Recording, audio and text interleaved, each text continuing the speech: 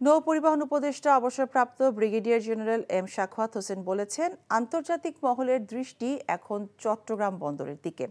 বিগত ৩ মাসেও চট্টগ্রাম বন্দরে নিলাম গতিশীল না হওয়ায় কাস্টমসের ওপর ক্ষোভ প্রকাশ করেন তিনি।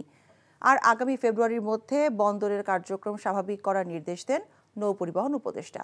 সকালে চট্টগ্রাম বন্দরের বিভিন্ন স্থাপনা পরিদর্শনের সময় তিনি কাস্টমস কর্মকর্তাদের কর্মকাণ্ডে অসন্তুষ্টির কথা জানান।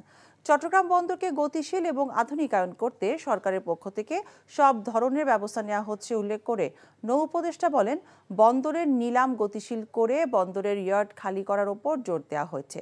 এছাড়া চাঁদপুরে জাহাজের চালক সহ 7 জনকে হত্যার তদন্ত করা হচ্ছে জানিয়ে তদন্তের পর প্রকৃত ঘটনা প্রকাশ করার কথাও জানান তিনি।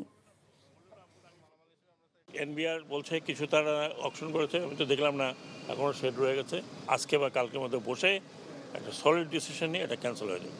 যদি কিছু ডকুমেন্ট না থাকে তাহলে ক্যান্সেল করার কিছু নেই, তাহলে টেক ওভার করবে। চাচ্ছি তো দ্রুত এফিশিয়েন্ট পোর্টটাকে এফিশিয়েন্ট করতে। চাকরি পেয়ে গেছি। চাকরি?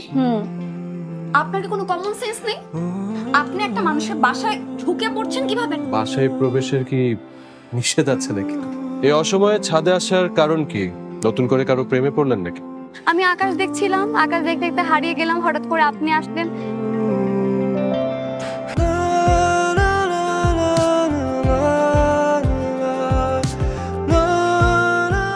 তুমি এখানে কেন?